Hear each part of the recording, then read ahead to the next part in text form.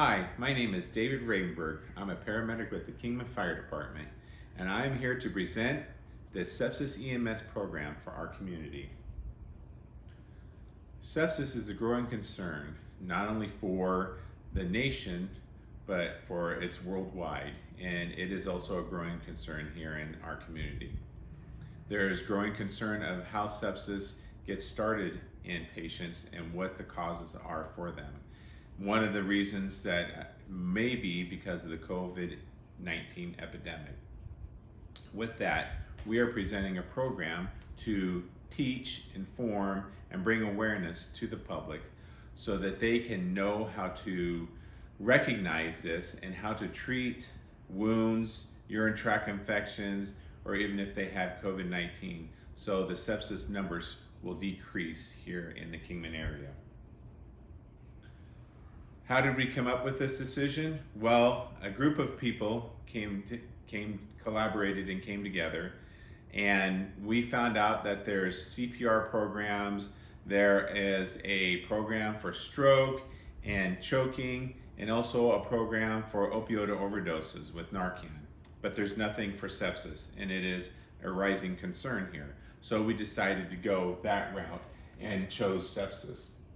The hospital collaborated with the hospital, the Kingman Fire Department did, and with Dr. Dawson, who is a head ER doctor, Mindy Huckabee, who is a great help, and she is a sepsis coordinator, and Heather Miller, who is the EMS pre-hospital coordinator that I work with already. Information was gathered and analyzed and then documented. We looked at stats that were brought to us. As you can see here, January of 2020, there was approximately 36 patients that were brought in by EMS. In 2021, January through March, right here, there was 111 patients that were brought in. That's a 300% increase. So you can see the concern that we have. With the sepsis awareness course was presented to the public, and we went around to several different venues to show this, and these venues included community centers, senior centers, and also churches and anybody else that would basically let us in. They were left with pamphlets and flyers that talked about sepsis and had information about it. So when they went home, they had that information, and if there was any concern that they might be having sepsis, they could look at it and know what to do or how to care for themselves after surgeries and things. We then plan to keep track of the sepsis patients, okay, that are coming through the ER. So we had to do something. We needed some data to show that our program is working. So we used a quantitative approach and used patients' charts to look at these and to show, and the charts from the hospital was supplied through Mindy Huckabee, and the EMS charts through Kingman Fire, Heather Miller had those, and with our collaboration, we were able to get good data from that. We are proposing a program that will, with this data that is being gathered, to bring, after the courses are being taught, to gather this data to show if our courses are working and if those numbers are going down.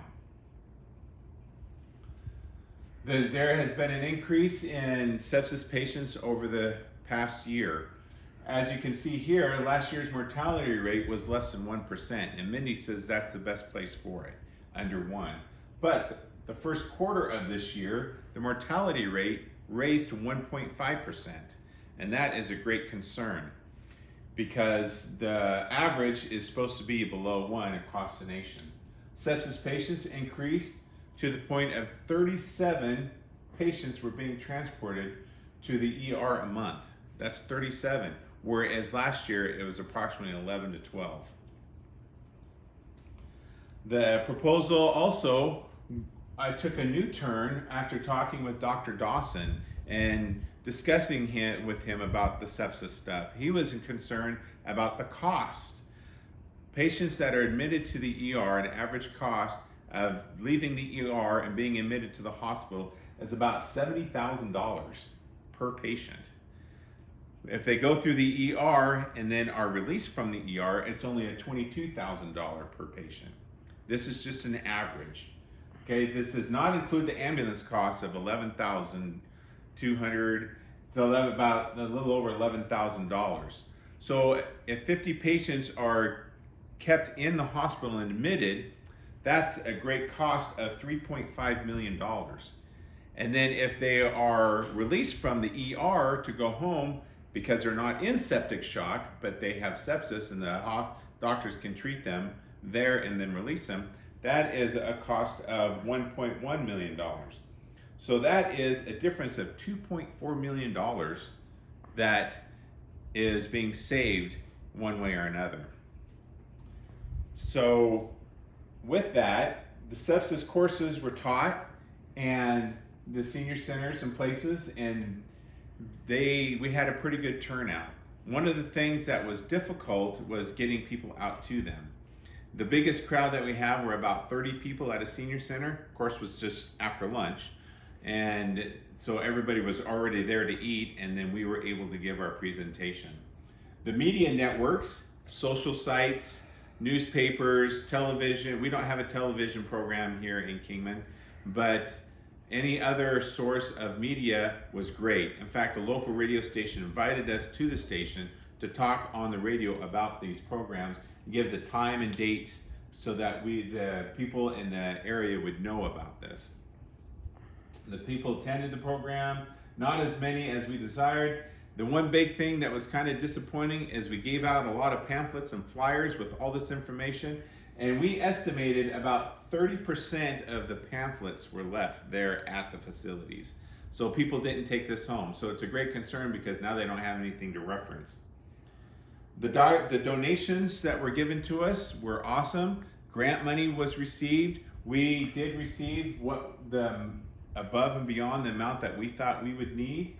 And the content and the material was up to date. We made sure everything was up to date and current. The COVID-19 patients are going down, but a concern of ours is that April of this year, the rise in sepsis patients have gone up to 51. In May, it's leveled off a little bit to 24, but it's still higher than the 12 to 13 in the 2019 and beginning of the 2020 years. Several sepsis patients charts are showed lack of personal care, and with that is a concern of ours because that's something that we talked about. They didn't clean their wounds, they didn't keep themselves clean, and so the EMS did a good job documenting that portion of the cleanliness, and the doctors documented also. Of the 100 potential patients that were transported to the ER by EMS, 1 septic shock patient was transported. So we think that's a positive if there's only 1 in April. And then there was 9 in May. So that is a concern that it went up that much just in a month. And just to let everybody know, all HIPAA laws and everything were followed with these charts. EMS personnel that were in school, paramedics and EMTs, looked at these charts to document the survey that we gave them of what they had before, the EMTs and the paramedic students had to mark down the data that we needed.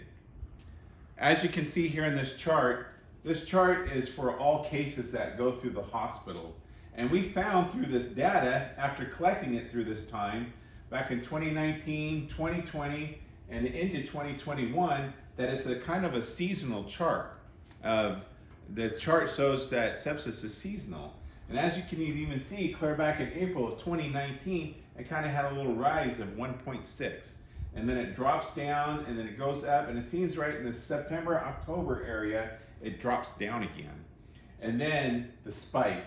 This is about the sepsis time. Mindy explained to me that this is about sepsis time, and it got the percentage of 2.19 mortality rate with septic shock.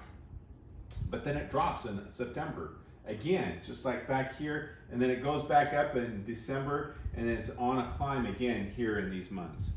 So with the new data that we have, we want to reevaluate our program, get with the stake holders and discuss what we can do to help these numbers from getting this high and people going into septic shock. The need for the program is desperate in our area, and I believe it will be successful once we get this data and once we get the program going forward and reevaluate and work everything out. I appreciate your time, I appreciate you listening to me, and I hope you can help out. Thank you.